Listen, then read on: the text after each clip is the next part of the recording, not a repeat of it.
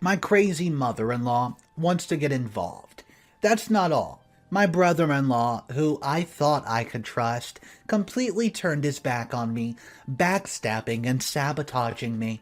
My mother-in-law is now trying to take custody of my children, and I will do anything in this world to stop her.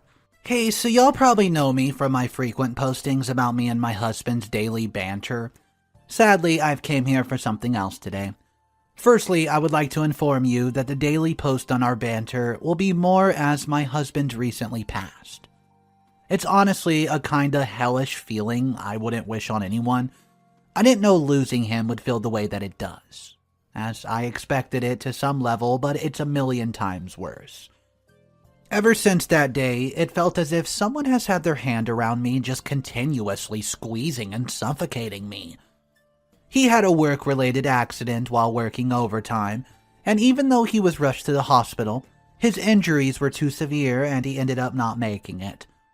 Getting the news from the doctor was one of the worst days of my life, because I honestly always thought my husband and I were that rare kind of love that just lasted forever. I thought he would see our kids growing up and grow old together, retiring in our beautiful little home, but still that was taken away from us. The kids aren't taking it any better, and that's what hurts the most. Yeah, they were young and they are less experienced with grieving and they have had yet to fully grasp the situation, but I can see that they have some understanding of it and it breaks my heart. 2 days ago was the funeral. I was there, but at the same time not. It felt as if I was just going through the motions, as if life was just passing me by. Everything I did felt like autopilot. Even now, writing this, it amazes me the level of awareness I have, even while still feeling so lost. The only time I was ever really pulled into the present and aware of the grieving mind was when my kids needed me, and I'm most grateful for that. It still hurts, though, trying to be strong for them. That's the thing with grief and having kids around. A lot of times you'll have to bury what you feel to keep them afloat, and to show them that it's okay. To be the shoulder to cry on, and the only one that they can rely with. That's what I did that day. Still, while the funeral went well, everything after was just downhill from there. After the funeral, I was preparing to rest, absolutely exhausted mentally and physically, but my crazy mother-in-law decided to call a family meeting. Note that I and this woman never get along. She's always treating me coldly with scorn and despise, making it very obvious whenever we had it to be alone, but someone masking it whenever my husband was around. In simple terms, she has always tolerated me but never liked me. Don't know why, as she never made it clear. Still, knowing how unreasonable she could be, I decided to go along with the family meet to see what the heck was that grumpy old jerk's problem. Plus, also wanted to see what was so important it couldn't have waited even just a few days after my husband's funeral. I remember thinking, as I sat with the other members, that it would have been much better if she was the one dead, not my husband. But I recalled the thought as soon as it came. Anyways, eventually the minute everyone was present, and the first thing that came out of her mouth was that she wanted custody of the kids. Now, let me tell you, I was so shocked it wasn't even hidden. I knew everyone could tell by my stunned expression I wasn't expecting that in the least little bit. Anyways, I asked her why she would want the kids, and I crap you not. She straight up said because she didn't want me killing them the way I killed her son.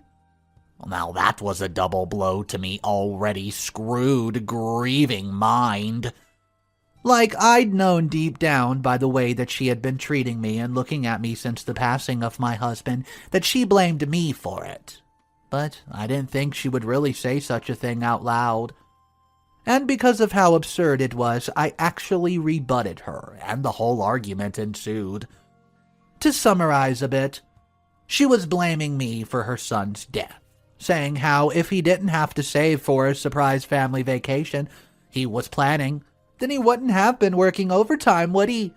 which would have kept him from the accidental death, saying how I was no more than a gold digger and how I'd pressured him into working extra shifts so that I could finance my lifestyle. I rebutted her many times, making it very clear that never once was I even made aware of the plans that he had, and also made it clear that I barely asked for anything, but nothing I said changed a thing. Essentially, she wanted control of the children. She wanted me to relinquish my custodial rights to her and my sister-in-law, Rachel. Well, she not only made claims of how I would hurt my children just as I hurt my husband, but also insulted me by saying even if they survive, they would grow up to be white, because I have zero culture, and the last thing she wanted was to have grandchildren who are too white. As if my sister-in-law wasn't just as white as I was. I told her clearly that I would rather die than give her crazy abusive self custody of my children, because I knew the old witch never once liked or accepted my kids. She had always disliked them, treated them with the same contempt she had treated me with. I feared that with her crazy self she would harm them if I once allowed them to be around her, because even my husband, while he was alive, had kept them away from her. And whenever they had to be around her, either he or I was always there to keep an eye on them because both of us knew she was not too right in the head. Anyways, eventually I made my decision clear, forcing her to drop the argument. When she left, I knew she wasn't satisfied because her face spoke volumes. Still, I thought that would be the end of it. So, imagine my surprise when I woke up to my rich brother-in-law ringing the life out of my doorbell the next day. I'd honestly opened the door expecting to be greeted warmly, as he was the only member of my husband's family who had always treated me with love, care, and respect. Our relationship has always been good. Still, one look at his face and I could tell something was wrong and something had changed. He didn't seem friendly, instead his gaze was similar to his mother's, hateful and riddled with contempt. It honestly hurt, because grieving the death of my husband, while also losing one of the major emotional supports I had, was painful. Once I had let them in, he didn't even wait for me to ask any questions before he delivered his offer. It was simple. I would either give up custody of his nephews and niece to his mother and wife, crazy mother-in-law and jealous sister-in-law, or he would dissolve the trust fund he's made for them. At this point, I was absolutely shocked hearing those words. It honestly felt like getting sucker punched in the guts, because just as much as me and my husband had known of crazy mother-in-law's strong dislike for the kids and her abusive nature, brother-in-law also knew. He was even the one who warned us never to leave the kids alone with her. Yet there he was, trying the exact opposite, barely even 48 hours since his brother's body had been put to rest.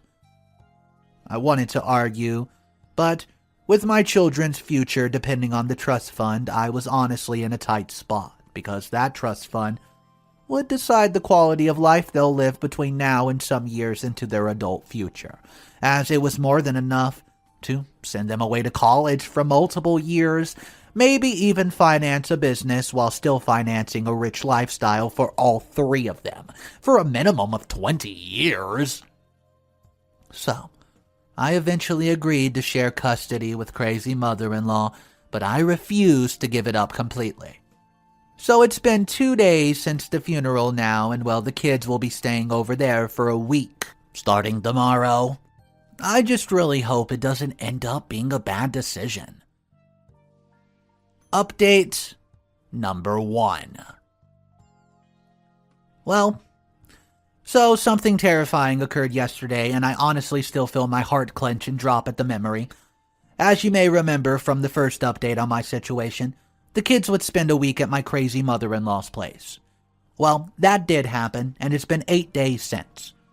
Everything had gone as planned on the first day. Just as I planned, I'd pack the kids' stuff and drive them to their crazy mother-in-law's house, which honestly took a lot out of me because I dreaded every single second, and I had all the right to. The minute that I drove up to mother-in-law's place, she had stood outside waiting. She didn't even greet me when she saw me. Instead, she put all her attention on the kids. She had seemed a bit too friendly towards the kids for my liking that day, but I knew there wasn't much I could even do about it. Once the kids had run off to play, I tried talking to her, but she just shut me down, telling me she didn't want to hear crap about taking care of the children from a murderer. I was tempted to slap her right across the face, and I held back, knowing it would do me no good. My sister-in-law had made a couple of rude remarks too, and she'd always been at odds with me because she was just one jealous girl, always finding something to complain about. I had a feeling one of the reasons she never liked me is because I had a gift that she was never given. And that was the gift of fertility. I learned of her infertility only after I conceived Samish and Jaden. She had actually been kind to me up until the point. The reason she showed her true colors was that she had the audacity to ask if she could adopt Samish when she found out I was having twins, saying how it would be beautiful if she could feel the joy of being a mother, and it would mean so much to her if I would just give her one of the twins since she wasn't able to conceive. I had found this request purely ridiculous, so I told her straight up no. I wasn't willing or interested in giving up one of my twins. I told her to go adopt from home if she wanted kids that bad, but her excuse was my child would be better option since she was already blood related. I still refused it, and since then she changed, becoming a bitter, jealous person. Still, as I began interacting, I could tell she felt proud and cocky, knowing that they blackmailed me into sharing custody of the kids. Anyways, after everything, I went back home, worried but also trying not to think about the situation. Over the course of the first 3 days, all was well, and I was starting to think that maybe I was overthinking. But then the calls began coming less, and so did the text messages, until the 7th day when nothing came at all. This aroused my suspicion. I waited impatiently all day, but never once did I get one. I'd later find out why that day as I heard my doorbell ring. I opened it and I had absolutely zero clue of who the person was. But as soon as they began speaking what they had said, what was terrifying to me. This person introduced them as Tara. She told me how she had picked up the 3 kids from the highway who had later shared my address with her. And that made my heart drop. Turns out my kids had run away from my crazy mother-in-law's house, and when I saw them I understood exactly why, just as I thought that they did abuse them. They were littered with bruises, old and new, and once I saw this I knew I had to push for legal action. So I called my brother Jake. He was a great lawyer, and even though the abuse wasn't really his type of case, I still knew that he was the right one to do it. I had to request that Tara stay a while until he arrives because he needed her testimony on record, as this would be the biggest piece of evidence they've needed. After my brother got there, he asked for a recount of what happened, and Tara told him the same story that she told me, also adding the reason why she didn't bring them to the police instead of the address they gave. Once we had that, my brother had me take pictures of the bruises that were on their bodies as proof of what exactly happened. We also asked them what happened so that we had a clear picture of their story, and apparently at first everything was okay. But as time passed, sister-in-law began to act more and more as if they were her children, and she even went as far as to tell them to call her mommy. When they refused, continuously telling her that their only mommy was me, crazy mother-in-law joined in and also told them to call sister-in-law's mommy, saying that they would be punished if they didn't.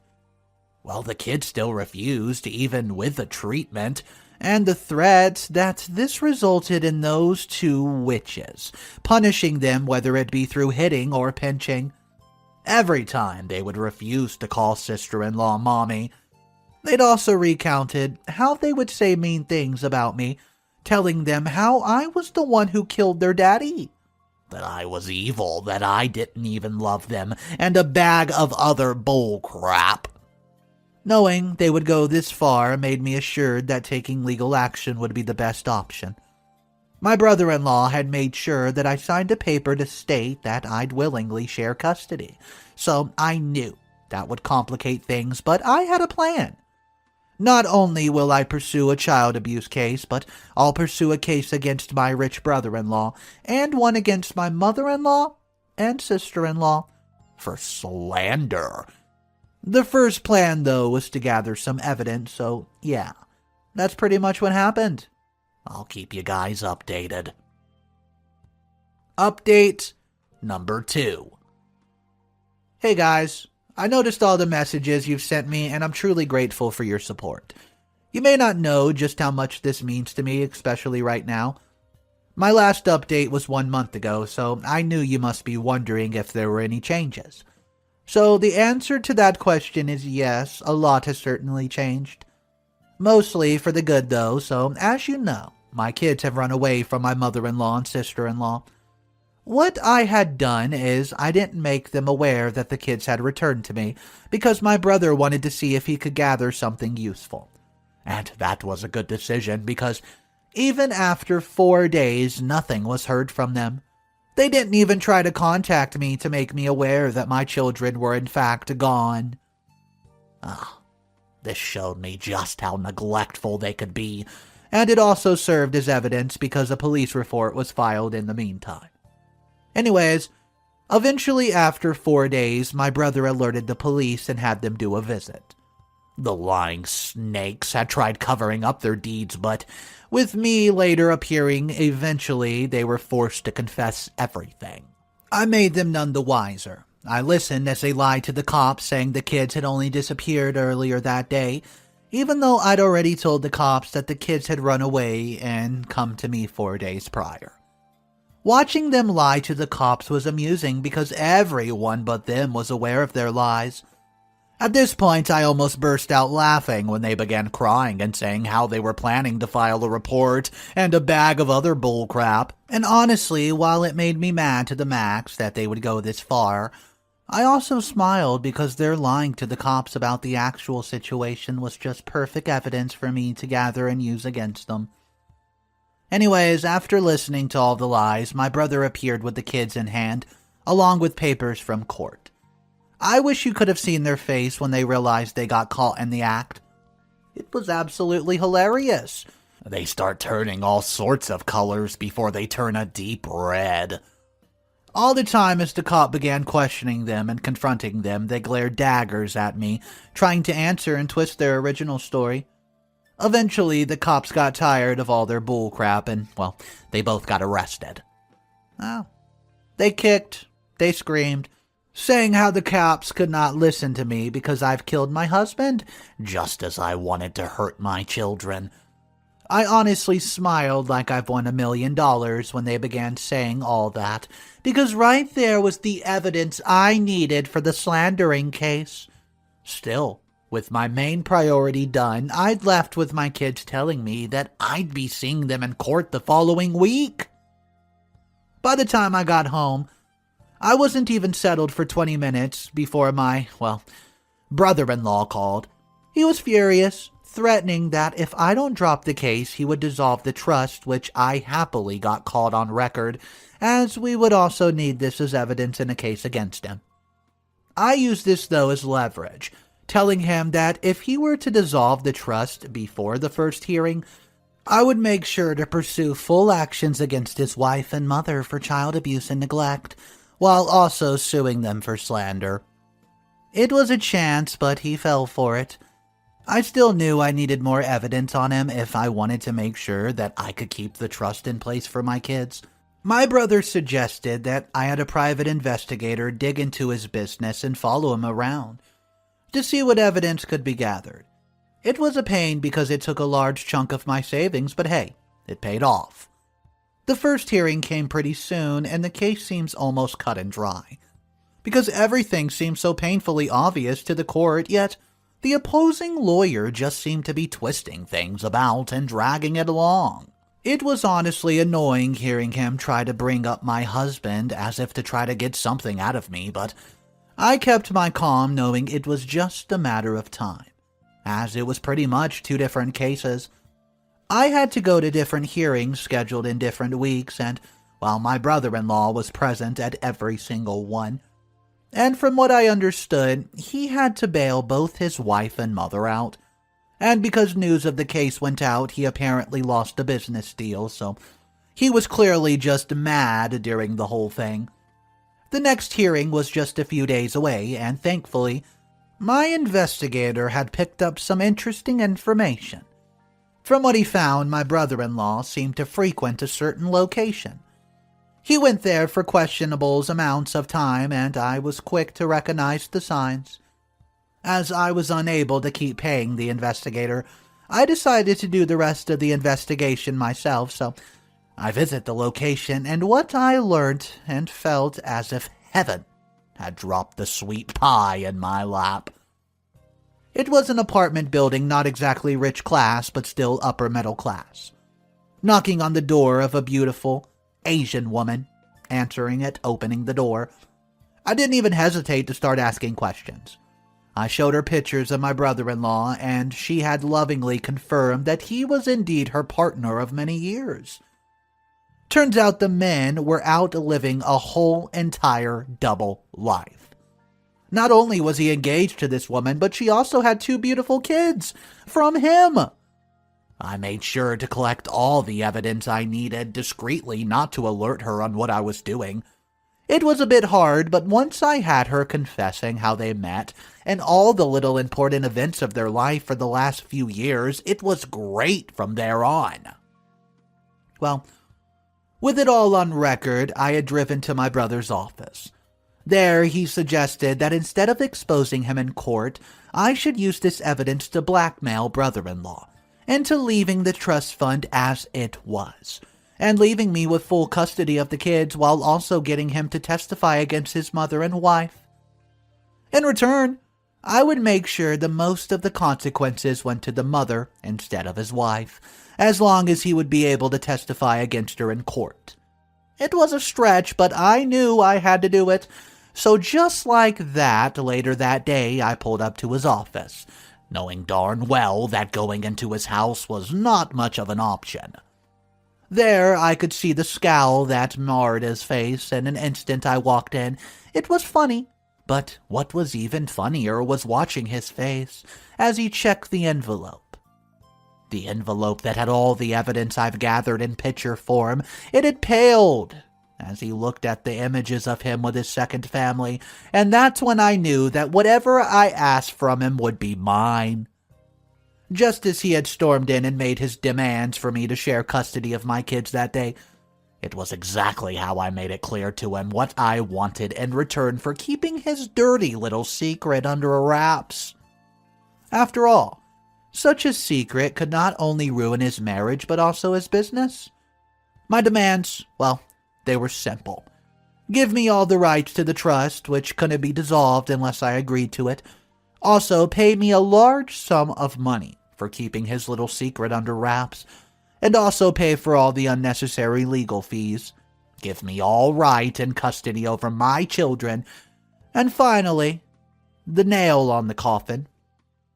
Testify against his mother in court. I honestly felt like an evil villain from the movies at that moment, and I didn't feel at least bit guilty, because power was addictive, and right there I literally held his whole life in the palm of my hands. I didn't even need to play the recording I had. He told me he would have his lawyer draft up some papers, but he was already behind on that. Only a few minutes after agreeing did my brother appear with a contract that he drafted himself while listening in on the whole conversation from the phone. So, just like that, he signed his soul away to me. This feels amusing writing it, but oh well, LOL. Anyways, after blackmailing the crap out of that dumb dude, I had to return home with my brother, so now we'll just wait until the next hearing. Update number 3. So, the hearing was yesterday, and Lord, may I just say it was pure drama. This update's going to be short, but here we go. So, I've gone to court early yesterday in preparation to see what it would play out like when all the new factors came into play, and I have to say, it certainly did not disappoint me one little bit. Firstly, I made sure to request Tara's presence so that she could testify as she was the one who found the kids on the highway. Luckily, she had a video clip from her dashboard cam, so it was absolutely undisputable. My mother-in-law and sister-in-law had turned a whole freaking color wheel watching the clip that proved they lied about the kids being missing only a day before. My brother had smoothly taken a stand at that moment to cross-examine them, and they were reduced to bumbling idiots. In total, sounding like complete morons as neither could answer the questions asked, not knowing how to twist the truth with all the evidence before them. Their lawyer had tried objecting many times to save their face, but nothing could save them with the truth before them. As the case progressed, the evidence only kept weighing heavier and heavier on them. I could see them cracking, and I knew my sister-in-law had already given up that, well, mother-in-law. She just kept on going. Yet the final straw for her was when brother-in-law took the stand.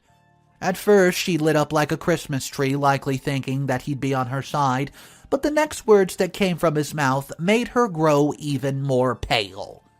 He confessed to her neglect and abuse of the children and also all her slander. She tried interrupting him, but was eventually gagged by the officers on the order of the judge, who had clearly grown tired of her. It was funny watching her shed these crocodile tears as she took and glared with anger. Still, seeing her in that state only served to remind me of an angry clown. She just looked plain plumb crazy. The case went by smoothly as all the evidence was presented, and the judge had ruled that the jury would give the verdict 2 days after. So, now I'm just waiting for them. I'll be sure to update you guys when it's given. Final update.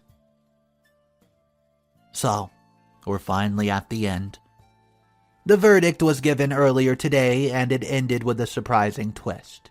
So just as the normal court was called in order and previous hearing was recapped, while this happened, I had a clear view of the 2 suspects. Sister-in-law just looked exhausted as she cried silently, while mother-in-law looked like a hot, frazzled mess. Just from their appearances, it was clear that they had lost hope. I knew for a fact, though, that mother-in-law's sentence would be harsher than sister-in-law, so I was more focused on her as each word was said. I wondered what my husband would have thought at the moment, but I honestly didn't let it make me feel guilty, because I felt he would have wanted me to do anything it took to make our kids safe. The jury was quick to deliver the verdict, and the judge had taken it. I waited with sweaty hands and a racing heart to see what would be delivered, and let me say, I was not disappointed. It was ruled that sister-in-law would be charged with 1 year house arrest for child neglect and 1,000 hours of community service, while mother-in-law, 3 years house arrest, countless hours of community service, 5,000. She'd also be fined on multiple bases of contempt for court and a few other misdemeanors. I almost laughed when the verdict was delivered because I could see the sanity slip from her eyes once it was said. Still, the surprise came at that moment. No one was able to react before she rushed at the judge, pouncing to attack as she screamed profanities and a bag of other things. I was stunned. I knew she was crazy, but who knew that chick would have a psychotic break? Still, once the scare was over and they had her completely under control, the judge revoked his original verdict and she was instead sentenced to a mental asylum. She had broken down into a weeping mess when this was said, but I expected it, as I have long known she wasn't quite right between her ears. Anyways, as for the defamation case, I decided just to throw it out. By this, I'd gotten what I wanted. So yeah, That was pretty much what I wanted and what happened. Thank you, everybody, for your support. I just felt so bad for OP over and over again. It just seemed like something was happening to OP. I mean, she lost the love of her life. His family after turned their back on her, especially the brother-in-law. And let's not even start to mention this toxic mother-in-law and everything that she did in the story. I just have one question for you guys. If you were in OP's position, what would you do to get this mother-in-law off your back? Guys, drop down your comments down below. Let's discuss the story. I hope you enjoyed today's content. If you're new to the channel, make sure you do subscribe so you never miss an update, an upcoming story, or just to see what the heck's going on here on Mr. Reddito. I'll see you guys tomorrow. Have a fantastic day, and until then, see ya!